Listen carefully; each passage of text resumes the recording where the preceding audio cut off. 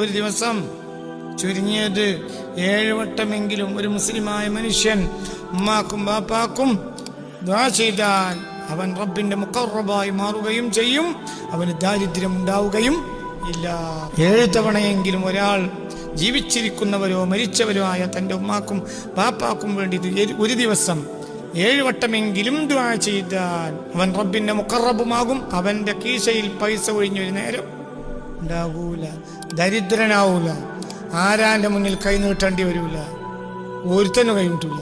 ഇൻഷാ അല്ലാഹ് അള്ളാഹു ഉമ്മാന്റെയും ബാപ്പാന്റെയും മാത്തം കൊണ്ട് അള്ളാഹു നമ്മൾ വിജയിപ്പിക്കട്ടെ. അവരെ മാത്തം ഒരു ഉമ്മയും ബാപ്പയെ എന്നുള്ളതാണ്.